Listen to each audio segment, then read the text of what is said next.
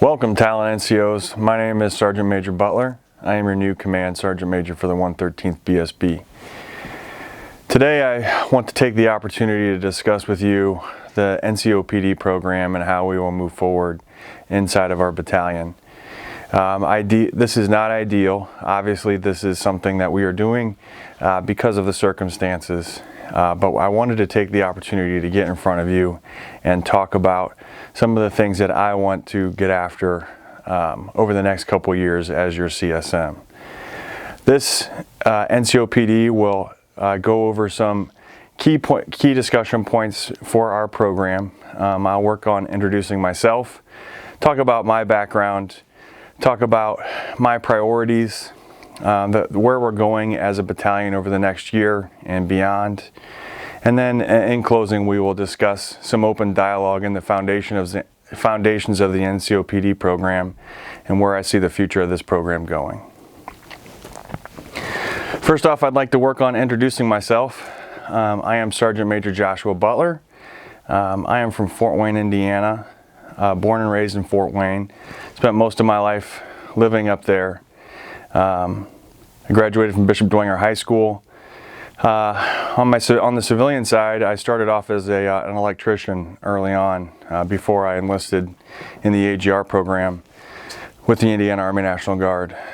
My family, I'm married, I have 4 kids, a 20-year-old daughter who is at IU currently, a 11-year-old daughter who plays basketball and is very active, a son that is 8 years old, almost 9 here in a couple weeks, and another son who's 6. Both play basketball, football, stay very active. My hobbies are, I'm an avid hunter, I'm a coach. I stay very active in my kids' sports, and I love staying active with them and doing that stuff when I have the time. My sustainment experience, I believe, is what I bring to the table for the BSB, and what I can show you guys are my talents as the senior sustainment NCO in the battalion. I have spent most of my career in the logistics community, starting off with the 293rd as the supply NCO, growing into the battalion S4 NCO for the first of the 293rd, and then on to the S4 NCO at 81st Troop Command and 76th Brigade. That's where most of you probably know me. I spent my time in the 76th Brigade at JRTC and embedded into the 113th BSB SPO cell, and I spent a lot of time with the Talon soldiers and sustaining 76th Brigade throughout that exercise. And so I understand the battalion very well and how we are going to move forward into next year into JRTC. My career goals, this was one of my chief career goals for myself, as I said it very young, was to be a CSM. And as I grew into the sustainment community, the BSB CSM is really where I saw myself fitting, and I'm very happy and pleased to be here. And God willing, hopefully I can move on and potentially be the brigade CSM for Sustainment Brigade or 76th Brigade, wherever I can fit. My AGR career goals, I hope to be the J4 NCO for the state of Indiana. Currently I'm the G4 NCO at 38th Division.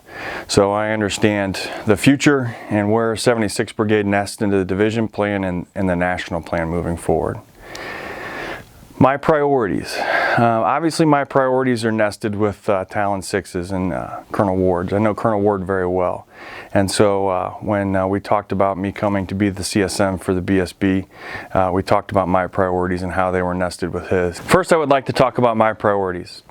As I talked to Colonel Ward, as we established my future into the BSB, I wanted to ensure that my priorities were nested with his. And so my priorities start off with this, NCOPD. The NCOPD is an established program within each company and at the battalion level, and ensuring that we bring all of those entities together and making sure they're all nested.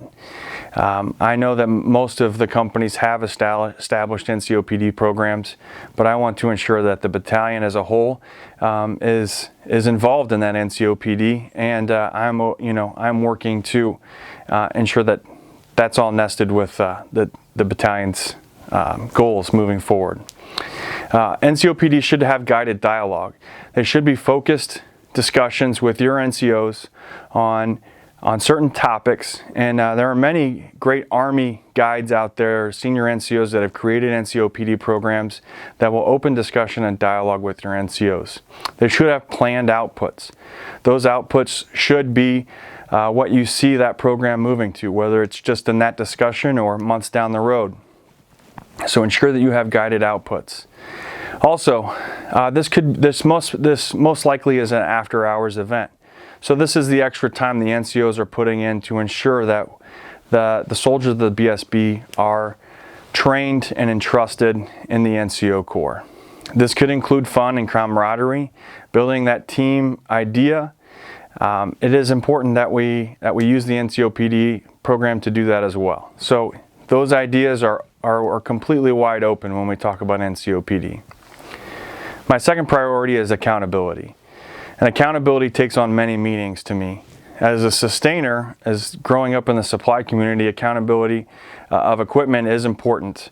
But there are many other forms of accountability that are also important. Accountability of our fitness.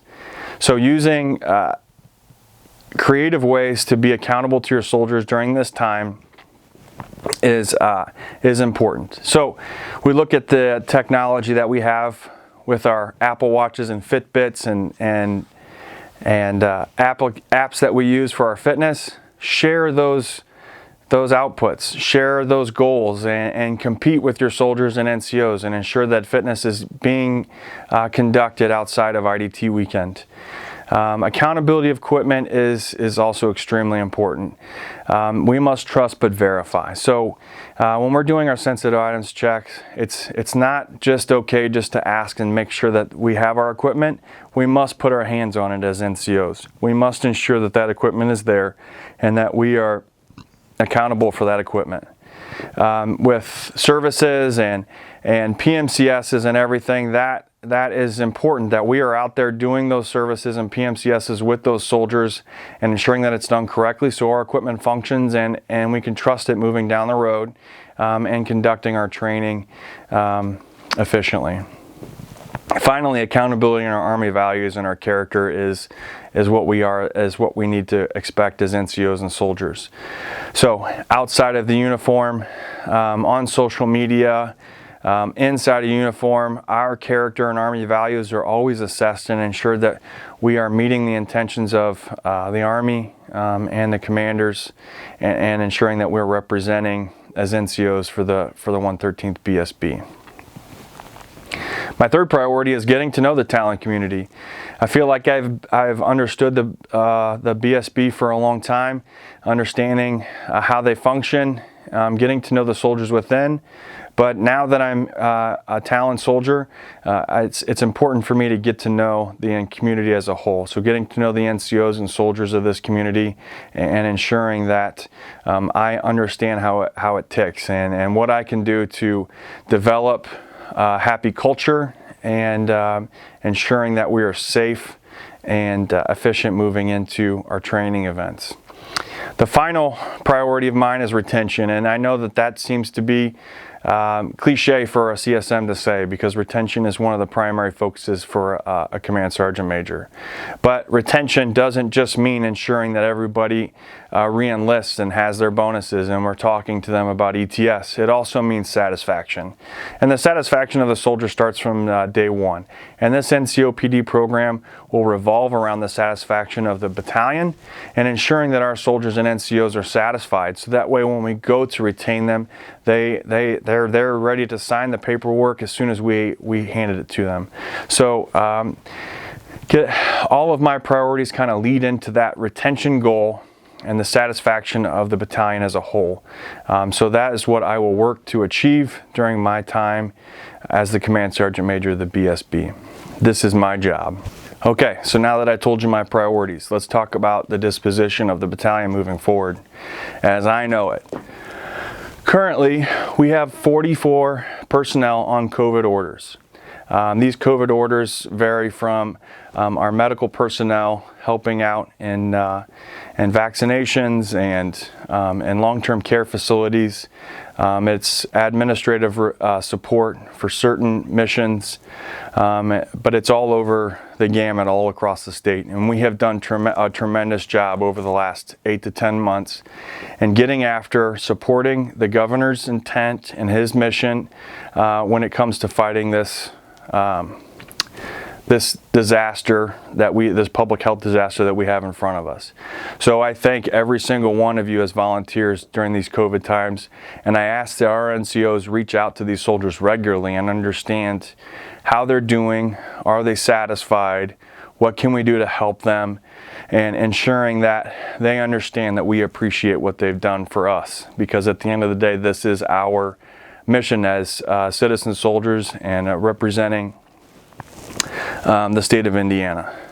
Secondly, we have 27 volunteers right now who are on the docket for the Washington, D.C. civil unrest. And this is a powerful opportunity for our soldiers to get to our nation's capital and protect our nation's capital against something that can be very difficult to swallow, and that is against people that are dissatisfied with the current status of our political affairs in Washington, D.C. In my experience, state active duty opportunities can be some of the most enjoyable experiences in our career, and as we look back, we kind of define our careers into these experiences that we've had. And so the volunteers that are going out to DC, again, I want to say thank you for your volunteering. I hope that you go out there and enjoy your time, and also understand this is a historical time in our lives, and this will be something that you'll never forget. So represent the Indiana Guard well, represent the Talon Battalion well, and we will stay in touch with you and hopefully talk to you on the back end and ensure that you had a good time out there. Current IDT schedule. As we work around the pandemic, we have challenged ourselves at the command and staff level to approach training in a more impacted environment. So as we look at our digital and virtual IDTs and our quarterly IDT program, we have meshed that in order to meet the objectives of the commander. So February IDT, a MUTA 6, largely virtual, as we have folks going out to PHAs, doing services at Camp Atterbury, getting after administrative tasks and trying to meet the intentions of the commander for the training objectives. I ask that you stay very focused and use this time to prepare yourself for what's to come in June. June IDT is one of the most important events that we will have this year leading into JRTC. In fact, it's the only one we have. June IDT will be a very large event with the idea of getting in, getting focused early, trying to get after preparing ourselves to go down to Camp Atterbury and train in order to ensure that we have the best tools moving forward into going to Fort Polk in August. Without IDTs in between, that can leave many of us as leadership insecure about how to prepare our soldiers. So we must creatively approach this. We must talk to our soldiers regularly, plan appropriately, talk to our full-time staff, and understand what it's going to take to get us to Camp Atterbury expeditiously, safely, and efficiently. The communication piece with such a large gap is the crucial piece to this, and ensuring that our soldiers know our intentions and we are doing whatever we can, providing the opportunities to stay focused and lead into June IDT prepared. From June IDT, we spend the rest of June and July at home station or at our homes doing whatever we can over the summer. leading into JRTC in August, the Crucible event, the event that we have tried to set up for the last 2 years. And that this is going to be challenging to us because JRTC in 2017 is much different than it is going to be in 2021, and we haven't had the training opportunities leading into it. So JRTC in 21, we will be the military augmentation force for 54th SFAB. What does that mean? That means that we will be exercising 54th SFAB's training objectives as a foreign force working to be trained by the 54th SFAB. In conjunction with that, the BSB has the very real goal of sustaining that mission. So we will be sustaining and training with the 54th SFAB. So it is important that we are prepared as sustainers going into this and ensuring that we're ready to go. Fort Polk is going to challenge us. It's going to be hot. It's going to be August. We're going to spend 24 days away from home. So we must ensure that we are preparing ourselves physically and mentally going into that event for JRTC. What does next year bring, and what is beyond over the next 5 years for the 113th BSB? FY22 will bring reset and refitment from JRTC as we've exercised all of our equipment and our soldiers. So early in that fiscal year, we will work to refit from JRTC, and that will take a good chunk of time in that first part of the year. And then we will move into what we're going to try to do in steady state training throughout the next 6 to 8 months. The quarterly IDT ideas will start to dwindle as we work to amalgamate that quarterly IDT idea into something that we are more used to. So we will have larger IDTs like a MUTA 8, 48 IDTs in conjunction with smaller IDTs. And then we will likely have a month or two off in between. So we will have a happy compromise as we looked at the quarterly IDT schedule and what we traditionally train as.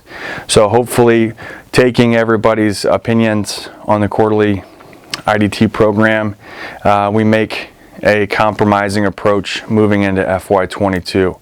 And this is where we really get after trying to refit and reset and get ready for what's to come for the 76th Brigade. What's beyond FY22?